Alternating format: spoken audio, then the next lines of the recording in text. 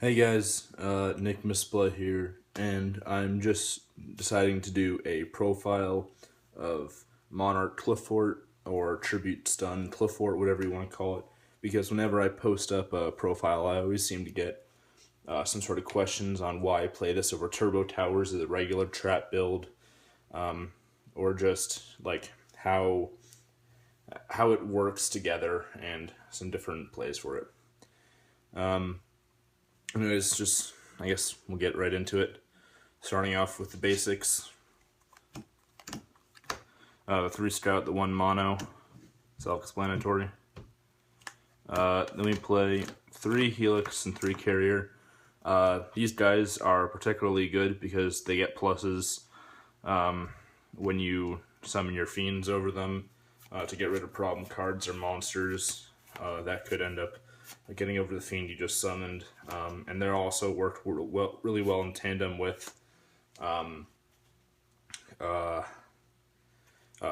Stormforth, being that they're 1 tribute each.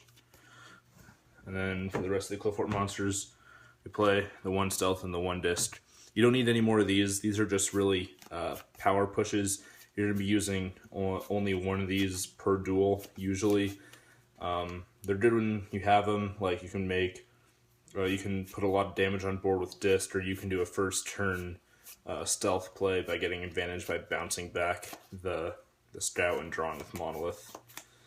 But that's really the only time you're going to be using them. Otherwise, you're just going to go for your fiends.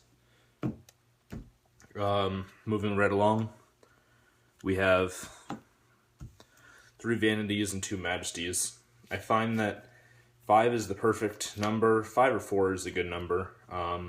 6 is way too much. 3 seems a little bit too little. You want to be seeing these in your opening hand at 1, maybe 2. No more of that. And yeah, 6 just clogs like a bitch. I'm playing with 5 right now. You can definitely cut down to 4. Vanity's Fiend, I find, is a lot better than Majesty's Fiend. Simply because using it in today's meta, people are stopping playing the Djinn out. That's one of the main reasons why this deck got infinitely better, is because people are stopping playing the Exiled Force and the DD Warrior Lady and Necros matchup, and stopping playing cards that out the Djinn in certain rogue decks or non-Necros decks. So if you can usually stick a Vanity's Fiend, and they're going to be stuck in Necros, they're going to be stuck in a position where they have to Valk stall out of that Vanity's Fiend, and by the time they draw the Raigeki or the Book of Moon, you more than likely will have the March of the Monarchs to protect it. So most of the time you drop it, you flat out win. And Majesty's Fiend is just stood against Rogue and BA, so it's okay at 2. As well as, that's just another target for Tenacity, along with all your other Qliphort monsters. Search Engine, 3 Upstart and 3 Duality. These cards are good. Obviously, you want to be seeing your fiends, you want to see your traps, and you want to see your scout first turn.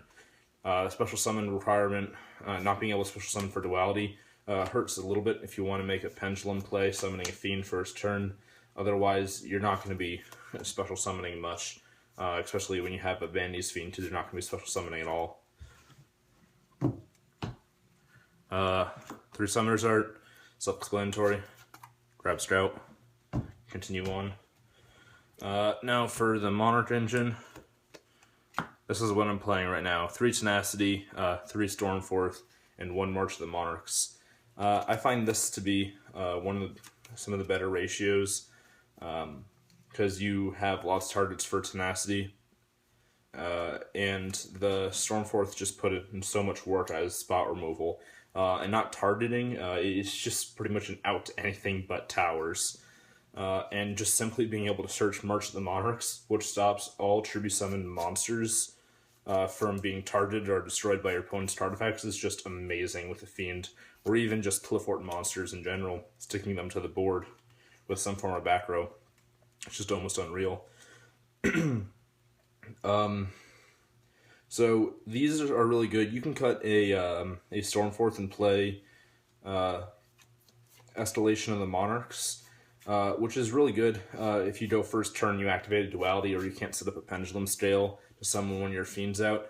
But I find that the third spot removal is just much better than playing the escalation right now, just because you may be able to summon your fiend, but if you can't clear your opponent's board turn 2, it's not going to be doing too much.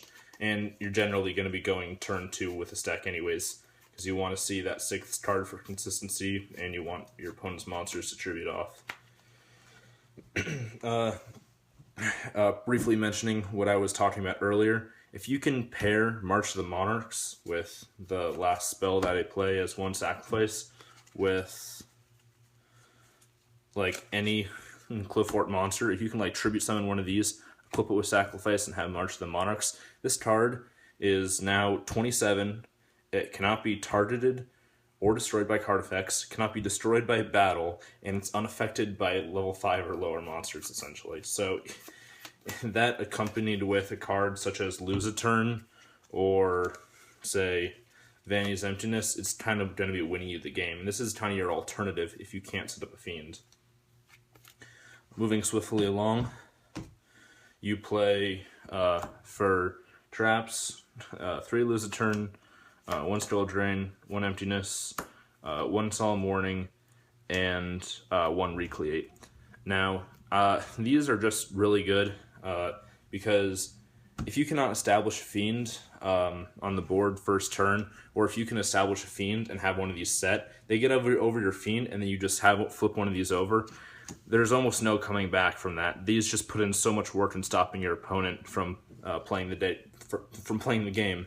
And then Solemn Warning is, I wouldn't say it's really good all-around matchups, but just being able to say no to certain things is just so good, in my opinion.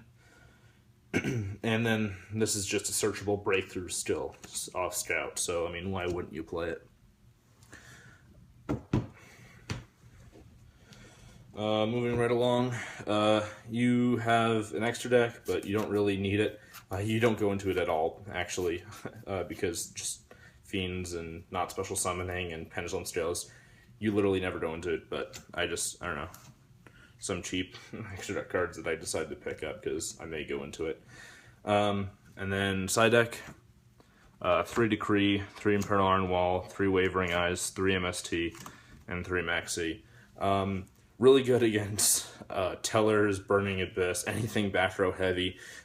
Because you play such a low trap lineup, you're able to play cards such as Royal Decree, and it catches a lot of people off guard when you're playing Qliphorts and you activate Decree. It can just blow them out of the water because it's such a powerful card in back row heavy decks. Puts in a lot of work. Imperial Iron Wall, I mean, Necros, Infernoids, Ritual Beasts, Cosmos are coming out. Overall, really good. I'm liking it a little bit better than Necro Valley right now. Wavering Eyes and Mistral Space Typhoon. Mistral Space Typhoon is really good against Rogue. Wavering Eyes is extremely good against the Mirror, and you need to play it. This deck has a really hard matchup against the Mirror, so you need to be playing this card in the side deck. It's not good enough to be mained because you're not playing a high enough Qliphort monster lineup to utilize it well, and it's not the main focus of the deck. And then 3 Maxi for Rogue and BA. That's pretty much all you need to know. Talking about matchups, this deck has very good matchups against like the majority of the meta. I mean, now that the Jin outs are stop being played, this deck will really catch a lot of people off guard.